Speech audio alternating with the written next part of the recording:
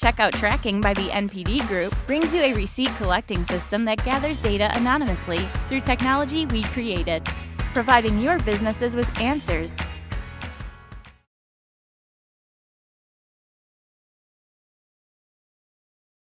Hey guys, thanks for coming. I've seen many of you before. Super quickly, I've been working in the kids space almost since the beginning of time. After I worked on Wall Street, I joined Broderbund, which made absolute total sense at the time.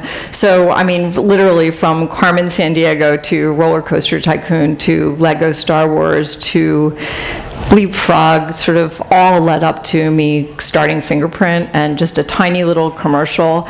I had a vision around what at the time was sort of Netflix for mobile learning apps, and we created a technology platform to bring education and entertainment apps together, and we thought we had a consumer business, and then we realized we actually had an enterprise business, and today we work with everybody from Samsung to Highlights Magazine to DreamWorks and some of the logos you see there. Part of our business is we actually work with developers like you, so at last count we were in business with over 150 developers from 40 countries. Our library is almost 1,200 apps now that we distribute through our various partnerships. So to get into the business of the talk, I wanted to just give a tiny bit of background. Just to start, for any of you that have ever tried to raise any money in this category, sometimes you feel like you're in the kids' ghetto because you get things like your audience is going to grow out of your product in 2 years, or they're never going to monetize, or they're never gonna. Well, the reality is that if you just look at the kids market in the US alone and then blow it out on a global basis, not only are there 55 million kids in the United States, but their buying power is well over $1 trillion when you think about what they influence. But when you think about categories like e-learning, books, movies, and video games, it's right around a $7 billion category. So when you think about the tablet as the platform of choice, it's not just about games. So the next time one of these venture types or investor types tells you it's a ghetto, talk about the real deal. So not only is the category big, but when you've seen the numbers around mobile use, and for any of you that are parents, you're living this. 60% of the households in the US have access to tablets today. Almost 100% of parents let their kids use devices. So you've seen in other talks, like the concern about screen time is a big press point, but the reality is parents are letting their kids use devices. And a recent study we did with Samsung said that the average parent says that they let their kids use their device for 1.5 hours a day. So we know it's way more than that. And so if you think about the trends in television, 3 years ago, kids watched television for 3.5 hours a day, and their mobile usage was less than 30 minutes. Today, it's 1.5 hours a day, and their television usage is around 3 hours. So we're seeing television usage and mobile usage sort of come together. The other point I just want to make, when you ask parents about what are they doing and what do they want on their tablet and what do they want kids doing, educational gaming is number one. And streaming videos is number two, so not a lot of surprise there. So I wanted to just talk a little bit about the category before we go into what learning apps is about from our perspective. For those of you that have been making games for a long time, you know that in the old world, with CD-ROM, you put your kid in the den, they had a very closed ecosystem. There were 4 or 5 games that they played, and their average play session was over an hour because it was very much like, here's what I'm doing. Today, mobile's totally different. We see the average play session at somewhere less than a half an hour, and on many, many games, it's more like 10 to 12 minutes because you're in the back of the car, you're at the dentist, or it's like very ephemeral, you're doing lots of different things. And that puts us in a position where we sort of look at the whole, kids' educational system and say it's kind of come full circle. If you go back to 1990, which was the height of Broderbund, Learning Company, et cetera. And by the way, the sale of Learning Company to Mattel for $3.6 billion. Anybody that's a fan of Shark Tank knows that Kevin O'Leary from Shark Tank was the CEO of Learning Company.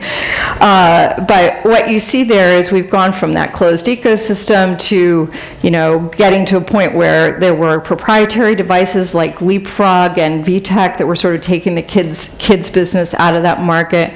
Then, of course, all the web businesses that, in a way, the web business back then is sort of like the mobile business now, lots of play, not a lot of money. Then, of course, the App Store, then the launch of the iPad. And I think, what we see today, if you look at the App Store, as of last night, 6 of the top 10 grossing kids apps were actually subscription services when you look at video, games, books, etc. So we've really come full circle. This talk is supposed to be about, what do you do in the learning business in particular, and how do you not focus on school and education and really focus on the consumer. But I wanted to just briefly talk about, what have we seen in terms of trends sort of since the App Store first came. And I think the key here is, and we've heard this in some of the other talks, we started with it's just got to be an easy app to play, and it's got to be fun, and it's got to be sticky, and that was the world of Angry Birds. And you see that still happening even with the Candy Crushes of the world. And I think the reality for us as developers of kids product, we're still competing with those products. We're competing with Minecraft, we're competing with Angry Birds, we're competing with every single sticky game out there. And that's really the foundation for the whole message here, that if we can't figure out how to take learning content and marry it with the stickiest and most amazing gameplay out there, we're basically all screwed. So that's really the key point here.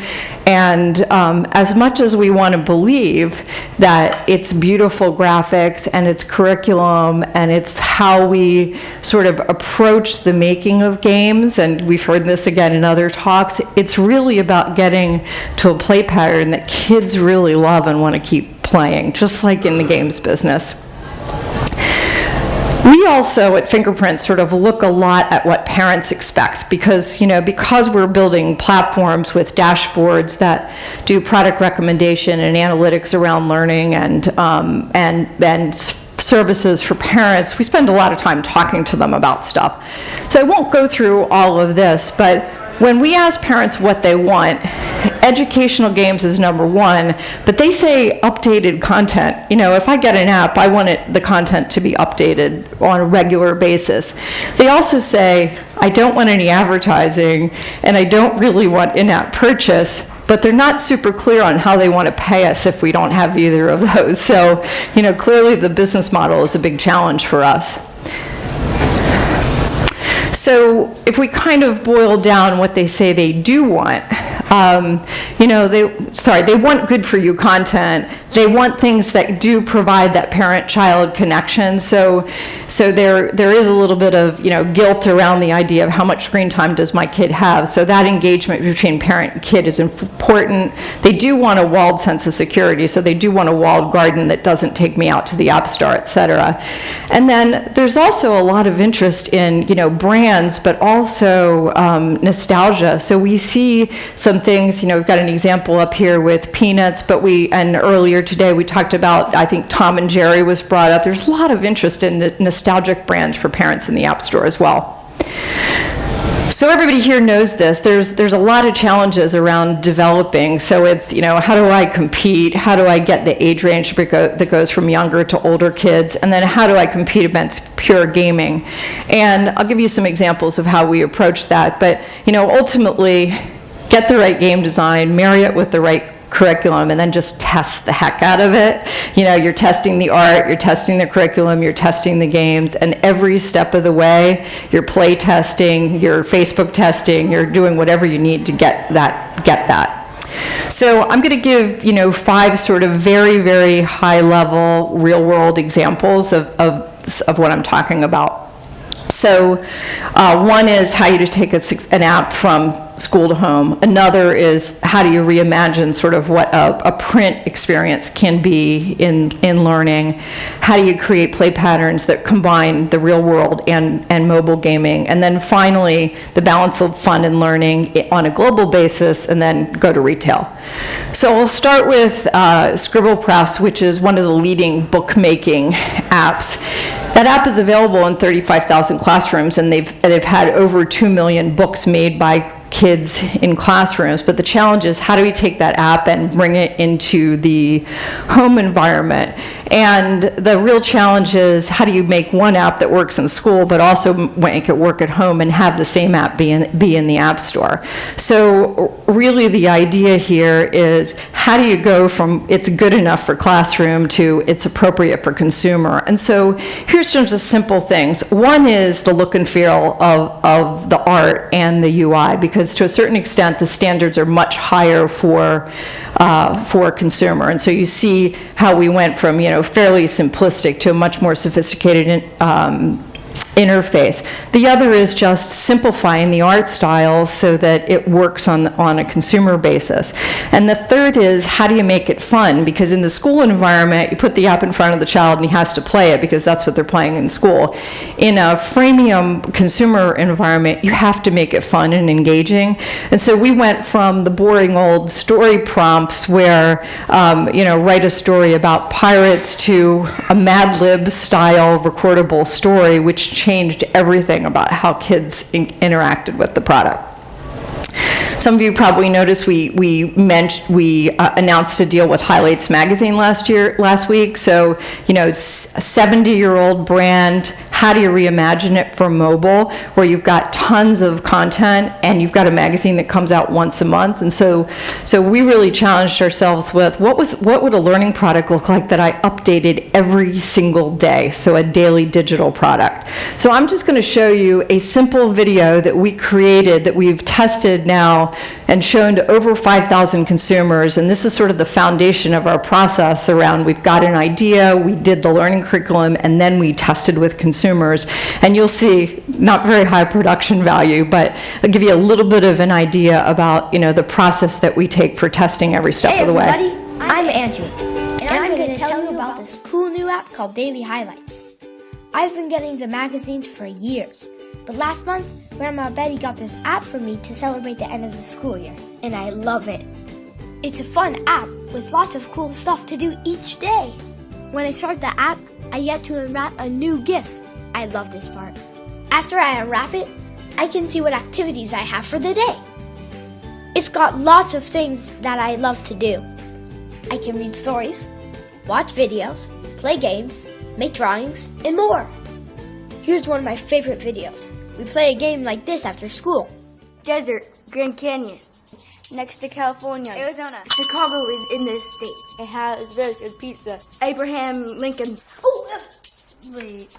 Illinois? Yes. Very cold state, very big. So I'm just going to skip ahead in the interest of time. Anyone that wants to see the whole thing, I'll show it to you later. But the point is, we worked with them to design the concept. We tested the heck out of it on Facebook and other methods. We got to a prototype. We again tested it so that we've got a very good feel for what the consumer actually wants. I'll show you one other example that we think is sort of valuable in terms of making this switch. This is a product where it's in school and needs to come to consumer, and really needed to merge the consumer play pattern of engaging parents and the school play pattern of getting teachers excited. And so our challenge was take real world gaming and bring it into an app. And with this app, CodaQuest, the idea was, we want kids to lead the change for the environment. And so we took a classic play pattern around nurturing, added a coin structure, let kids buy activities for coins, and then tied that to real life activity with parents. And in the first 2 months, this is a nonprofit. They had over 500,000 downloads. We launched it with Earth Day, and in the first 3-ish months, they'd had over 3 million items posted where kids and parents engaged in this stuff, which we think is kind of cool.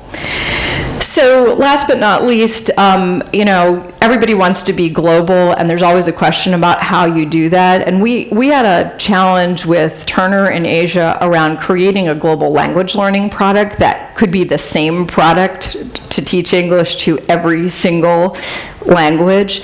And so the idea here was, how do you make one product and how do you make it global? And I think our approach very much was, we're going to take a classic sort of hub and spoke game, but then we're going to create a series of game engines that are very repeatable, so we can have many, many different types of games that could be used on a global basis. And some are speaking, some are action, etc. So we could pick and choose by market to make the game work in each individual market. And we're in test right now in Malaysia, we're in test in one European country, and it's super interesting because we're seeing almost the same kind of usability results in both territories, which is interesting. So finally, and I'm just going to skip this because I don't think we really have time. So, finally, where do we think things are going? There's really three main areas that we're mostly interested in. One is really child-directed learning. So we're very much focused on apps that give kids the control of what they want to learn and when, and are much more adaptive. Secondly, super excited about UGC and learning by creating. And you saw the Scribble Press app that we talked about. And, interestingly, we've had over 50 submissions at Fingerprint from creativity-oriented apps in the last couple of months, so we know that this is like a hot topic on a global basis. And we also really like the integration of, physical product and apps, and, we look at things like Tigly and, of course, Skylanders, et cetera, and think that, and even, Leapfrog's a card-based game, and we think that those are really areas that could really help the kids app ecosystem. So I think most of you care about learning and kids games anyway, but I'm always an evangelist for this category, but we should all be making kids games. I mean, everybody should be using their game development talents for kids games because they can positively mold the future, and gaming is probably the single most important media area in terms of growth. And, there's lots of things that games can do to really inspire kids to learn new topics, whether it's coding or social emotional or creativity or collaboration. And finally, you guys have a lot of talent in building games, and I'd love to see it move over into learning. And, as we started in the beginning, it's a $7 billion opportunity in the United States, way bigger on a global basis. And I think everybody ought to fish where the fish are. So that's it. Thank you. How about making the transition from learning games into consumer space, out of the classroom into the consumer, and working with developers to do that? How can people best engage with you? Yeah, I mean, we like all kinds of great ideas, so if you've got an idea about how you take your games into learning, we'd love to talk to you. I think the most important thing to recognize is if you've got a great gameplay pattern, chances are it can work for learning, and we've seen that happen over and over again. One time we had somebody come to us with a financial literacy product that was a direct ripoff of Fruit Ninja, but it worked amazingly well. So, we see lots of play patterns merging with curriculum.